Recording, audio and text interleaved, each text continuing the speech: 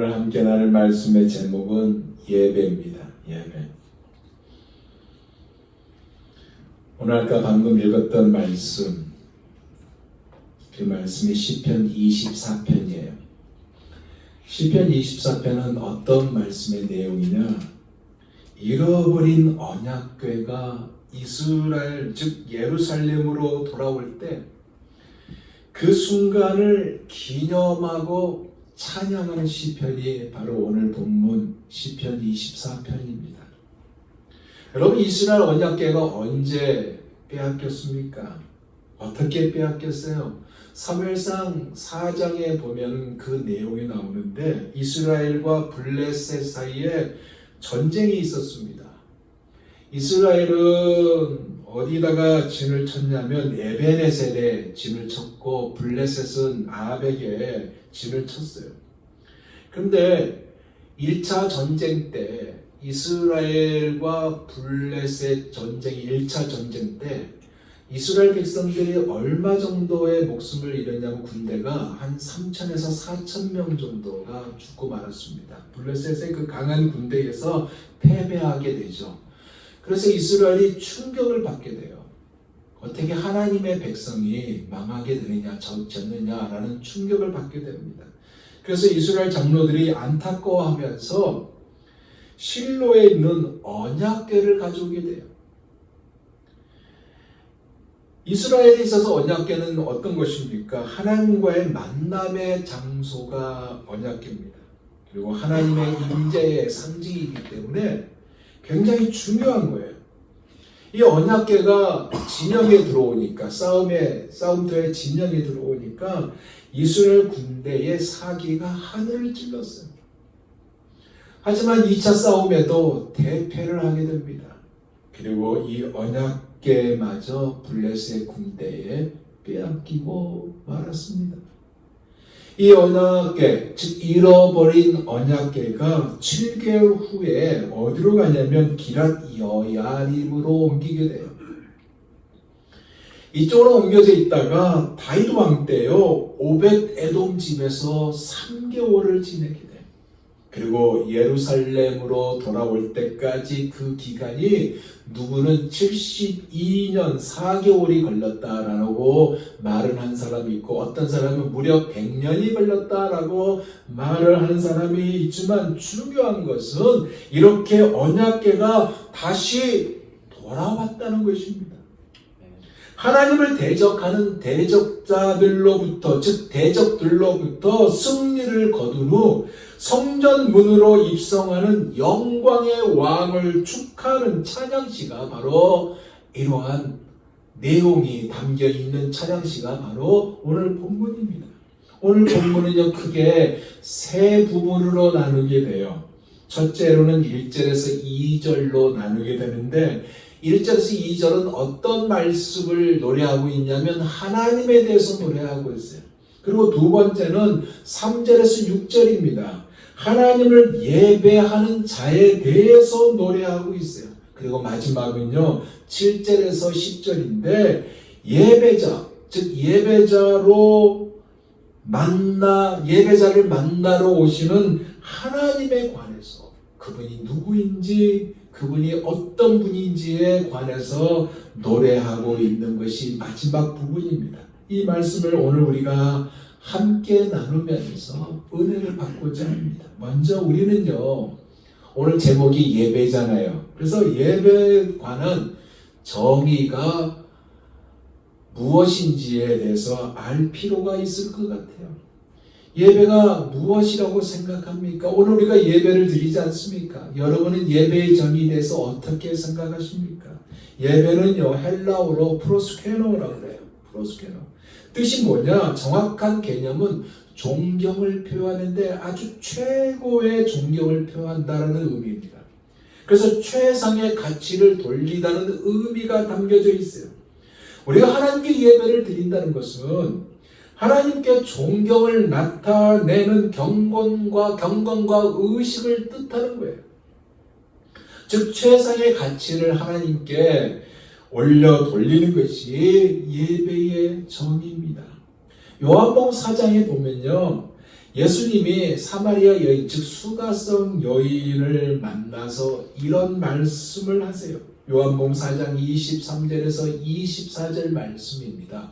우리가 잘 아는 말씀이에요. 다시 한번 들어보세요. 아버지께 참으로 예배하는 자들은 신령과 진정으로 예배할 때가 오나니 곧 이때라. 아버지께서는 이렇게 자기에게 예배하는 자들을 찾으시니라.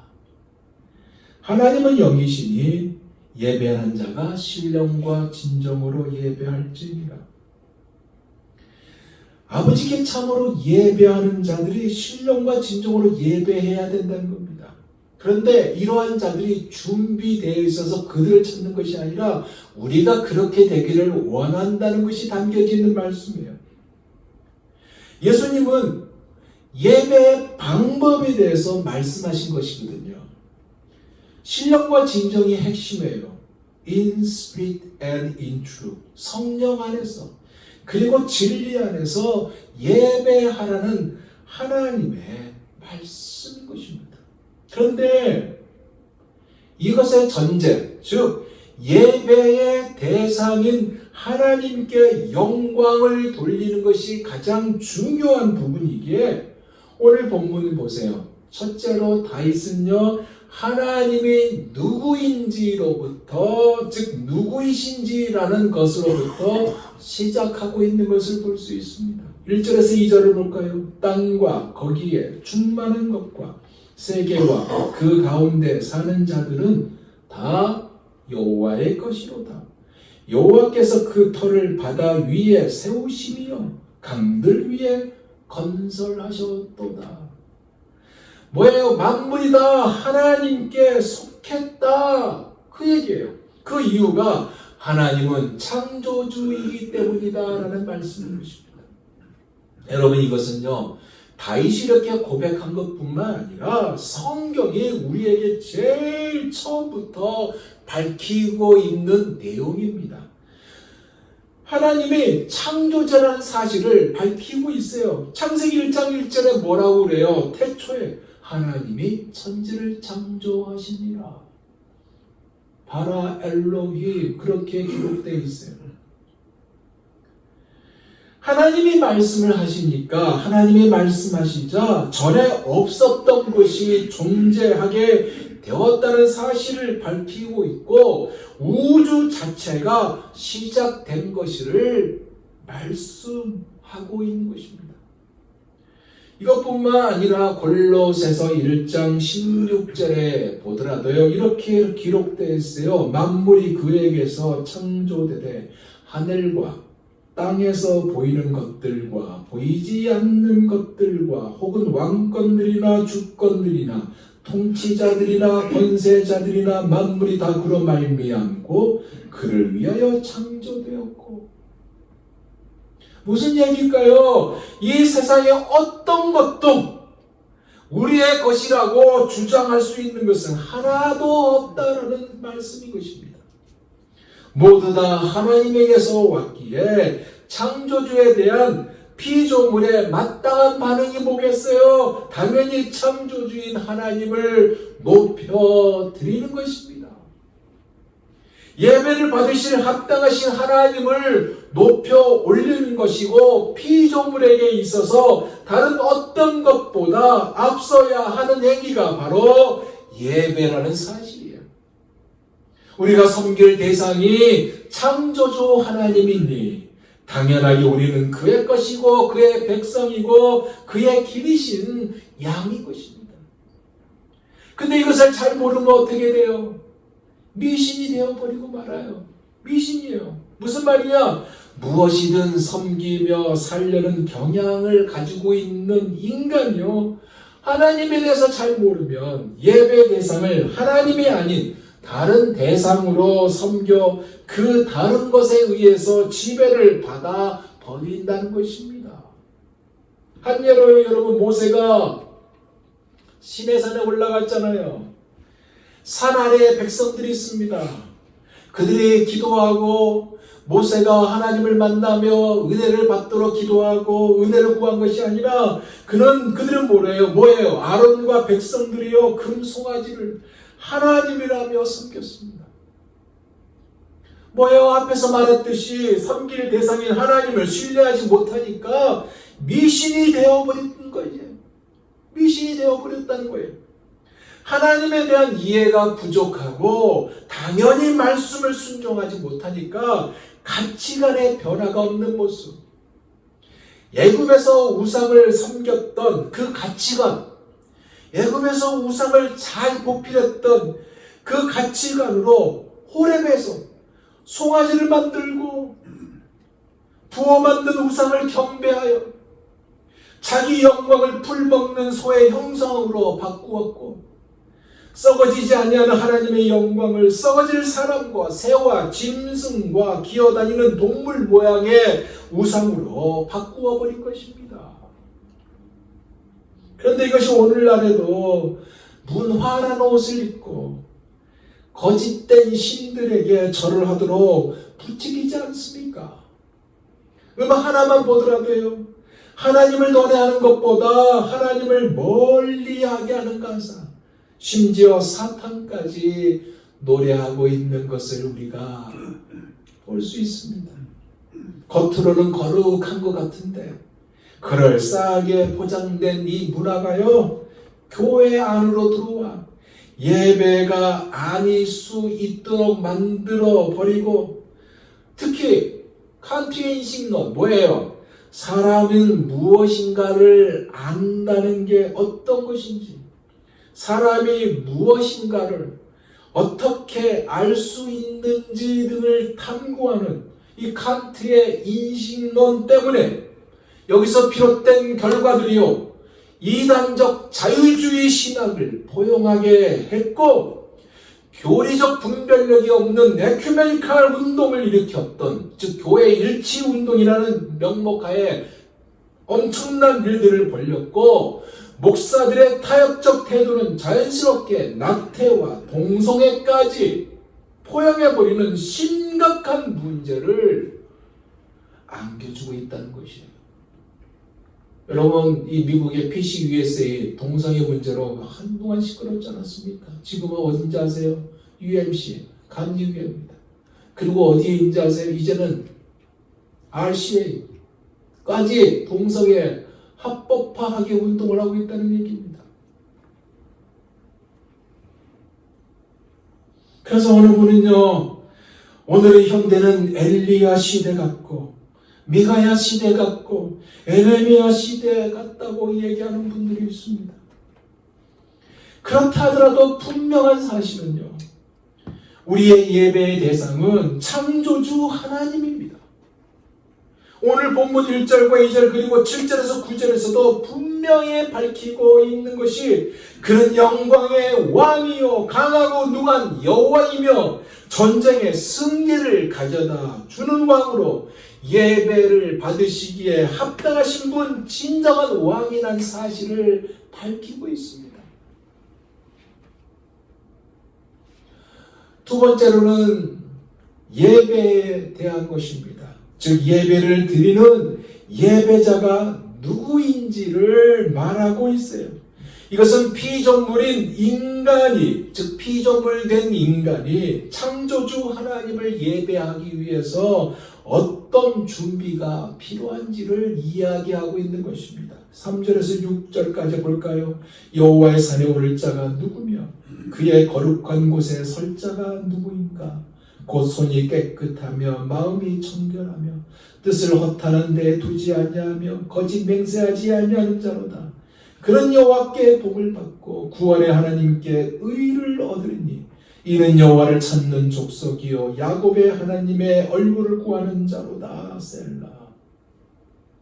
먼저 3절을 보면 다윗은요 이렇게 질문하고 있어요. 여호와의 산에 오를 자가 누구며 그의 거룩한 곳에 설 자가 누구인가? 라는 질문을 던지고 있습니다. 그가 왜 이런 질문을 던지고 있는 것일까요? 무슨 이유 때문에 그가 이런 질문을 던지고 있는 것일까요? 하나님을 만날 수 있는 자, 거룩한 자리에 설 수 있는 자가 과연 누구인가?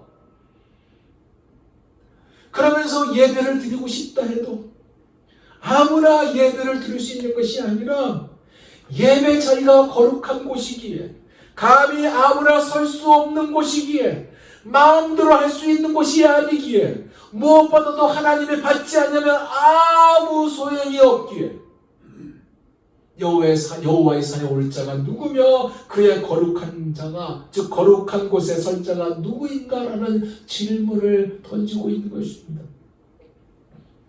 이것을 보면서 종종 우리도요, 예배를 드리면서 우리 스스로, 자기 스스로 우리의 만족을 가질 때가 있습니다.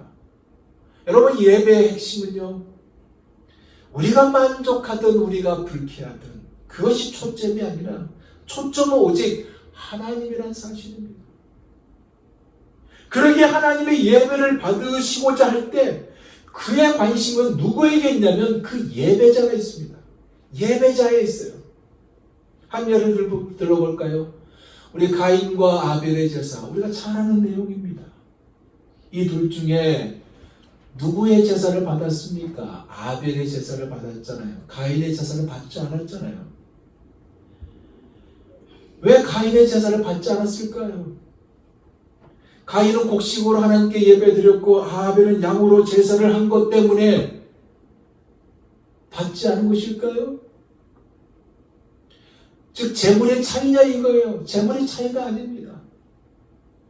재물을 드리는 사람의 마음, 그 태도가 중요하다는 얘기입니다. 가인은요, 자기 만족에 빠졌었어요. 초점이 하나님이 아니었습니다. 그러나 아벨은요, 초점이 하나님이었습니다. 그에게 예배에서 중요한 것은 예배자 자신이에요. 그러기 오늘 본문 4절이 이 예배자의 자격에 대해서 이렇게 이야기하고 있잖아요. 뭐라고 그래요? 곧 손이 깨끗하며 마음이 청결하며 뜻을 허탈한 데 두지 아니하며 거짓 맹세하지 아니하는 자로다. 무슨 의미냐면 영이신 하나님과 영적인 교류가 오고 가는 이 예배는 외적인 어떤 형태로 끝나는 것이 아니라 꺼리낌이 없어야 된다는 얘기를 하고 있는 겁니다. 그럼 어떻게 해야 이 꺼리낌이 없어질까요? 바로 죄의 문제입니다. 죄의 문제가 해결되어야 하는 거예요. 죄는요, 우리의 모든 영적인 느낌을 사라져버리게 만듭니다. 그래서 기도를 해도요, 아무 일도 일어나지 않고, 우리가 아무리 마귀를 꾸짖고 대적을 해도요, 마귀는 오히려 코웃음을 칩니다. 죄는 영적 슬럼프에 빠지게 해요. 이것을 해결하는 방법은 예배자의 그 마음속에 숨어있는 은밀한 죄를 주님께 고백하면 은혜가 임하고 하나님과의 친밀감이 회복됩니다. 다윗은 우리에게 이렇게 묻고 있잖아요. 그의 거룩한 곳에 설 자가 누구인가? 라고 물으면서 심지어 그는요, 시편 17편 3절에 자기 자신이 어떻게 했는지를 고백하고 있습니다. 들어보세요. 주께서 내 마음을 시험하시고 밤에 내게 오시어서 나를 감찰하셨으나 흠을 찾지 못하였사오니. 이것만 보면 상당히 교만하구나 그렇게 할 수 있는데 그 다음이 중요합니다. 그가 이렇게 말합니다. 내가 결심하고 입으로 범죄하지 아니하리이다. 하나님 앞에서 자신을 들여다보는 삶을 살도록 노력했다는 것을 그가 고백하고 있는 것입니다. 사랑하는 여러분, 솔직히 죄 짓지 않는 사람 어디 있습니까? 말을 안 해서 그렇죠. 죄 다 졌잖아요. 저도 졌고요. 죄 짓지 않는 사람 없어요. 안 그래요, 여러분? 저도 이렇게 말씀을 전하고 있지만 저 자신도 입으로, 마음으로, 눈으로 범한 죄가 수두룩합니다. 일주일 동안 돌아볼 때요, 많이 있었다는 것을 여러분 앞에 솔직히 고백한다는 거예요. 그러나 중요한 것은 죄를 범할 때마다 손을 깨끗이 하고 마음을 청결케 하며 뜻을 허탄한 데 두지 아니하며 거짓 맹세하지 아니한 자리에 나가는 일이 중요한 일입니다. 우리가 이 일에 우선을 두면요, 하나님의 역사를 보게 돼요. 이러한 은혜를 누리게 되고요, 그 모습이 바로 다윗은 5절에서 6절에 소개하고 있습니다. 들어보세요. 그는 여호와께 복을 받고 구원의 하나님께 의를 얻으니 이는 여호와를 찾는 족속이요 야곱의 하나님의 얼굴을 구하는 자로다. 먼저 하나님의 축복이 임한다고 했어요. 여호와께 받는 복은 어떤 복일까요? 상상을 초월한 복입니다. 간단하게 말하면 잘되는 축복이 임하고요, 자녀들이 강성하는 축복이 임하고요, 모든 것이 합력하여 선을 이루는 복이 임하는 거예요. 그뿐만 아니라 의를 얻는다고 그랬습니다. 최대의 복인 구원과 의롭다 하심을 얻은 신령한 복을 얻는다는 것이에요. 왜요? 주님이 말했잖아요. 심령이 가난한 자는 복이 있나니 천국이 그들의 것이다. 그렇게 말씀하셨잖아요. 심령이 가난한 자의 의미가 뭔지 아세요? 스스로를 하나님의 은혜에 내던지는 것입니다. 개인적으로 하나님 앞에서 영적으로 자기 자신을 파산했다는 것을 인정하고 자기 가슴을 치며 하나님이여 저는 죄인입니다. 저를 긍휼히 여기시옵소서라고 말하는 거예요. 그러한 자가 구원을 얻게 된다는 것입니다. 그가 누구냐? 다윗은요, 여호와를 찾는 족속이라고 했습니다. 그리고 야곱의 하나님의 얼굴을 구하는 자라고 했습니다. 이 말 안은요, 간절함이 담겨져 있어요. 그런데요, 다윗은 야곱을 거론했어요. 왜 야곱을 거론했을까요? 야곱의 인생이 어떤 인생입니까? 실패로 뒤범벅되었던 인생 아닙니까? 거짓된 인생이고 수많은 실수가 있었고 실패, 늪에서 빠져가지고 허우적거렸던 인생을 살았던 자 아닙니까? 하나님께서 그를 만나주셨어요. 무슨 얘기예요? 어려운 문제로 죄로 인하여 도망을 치는 것이 아니라 야곱처럼 하나님에게로 나온다면 복이 있다는 사실을 그러한 자가 되어야 한다는 것을 말하고 있습니다. 중요한 것은 뭐냐? 야곱을 거절하지 않으시고 품어주시고 다시 그의 인생을 새롭게 시작하게 하신 하나님이 우리에게도 그렇게 하신다는 이 사실입니다. 이 사실을 믿으시기 바랍니다. 마지막 세 번째로는 실제적 예배입니다. 7절에서 10절을 볼까요? 문들아 너희 머리를 들지어다. 영원한 문들아 들지어다. 영광의 왕이 들어가시로다. 영광의 왕이 누구시냐? 강하고 능한 여호와시요 전쟁에 능한 여호와시로다. 문들아 너희 머리를 들지어다. 영원한 문들아 들지어다. 영광의 왕이 들어가시로다. 영광의 왕이 누구시냐? 만군의 여호와께서 곧 영광의 왕이시로다. 셀라. 다윗의 선포는요, 문들아 너희 머리를 들지어다 이거였습니다. 왜 이거일까요? 과거에는 블레셋으로 인하여 패배가 되었고 실패로 인하여 큰 문으로 닫혀 있었지만 이제 왕이신 하나님이 이기셨으니 문을 활짝 열어야 한다는 것입니다. 잃어버렸던 법궤를 예수 그리스도로 인하여 찾았으니 즉 죄로 말미암아 사망이 왔지만 예수 그리스도로 말미암아 영원한 생명을 얻게 하신 이 일을 이루신 하나님을 찬양하는 것이고 이것을 들고 성전으로 올라가 즉 교회에 나와 하나님 앞으로 나와 강하고 능한 여호와시요 전쟁에 능한 여호와시로다라고 승리의 하나님을 찬양하는 것입니다. 이렇게 하려면 무엇이 있어야 할까요? 먼저 마음의 문을 여는 것입니다. 실패로 인하여 굳게 닫혔던 마음의 문을 여는 것입니다. 여러분, 요한계시록 3장 20절에 보면 주님이 이렇게 말씀하고 있어요. 볼지어다 내가 문 밖에 서서 두드리노니 누구든지 내 음성을 듣고 문을 열면 내가 그에게로 들어가 그와 더불어 먹고 그는 나와 더불어 먹으리라. 사실 이 말씀은요, 라오디게아 교회를 향한 말씀입니다. 소아시아 7교회 중에 책망받은 여러 교회 중 가장 심한 책망을 받은 교회, 차지도 덥지도 않는 미지근한 교회인 이 교회가 주님의 준엄한 심판을 받지 않습니까? 토하여 내치리라. 이 교회를 향한 말씀이 계시록 3장 20절 말씀이에요. 근데 핵심은 뭐냐? 우리가 실패했다고 주님을 문 밖에 세워두지 말라는 거예요. 마음의 문을 열어 영광의 왕이신 예수 그리스도를 맞아들이라는 얘기고 그분을 찬양하라는 얘기입니다. 하나님 앞으로 나와 강하고 능한 여호와시오, 전쟁에 능한 여호와시로다라고 승리하신 하나님을 찬양하라는 말씀인 것입니다.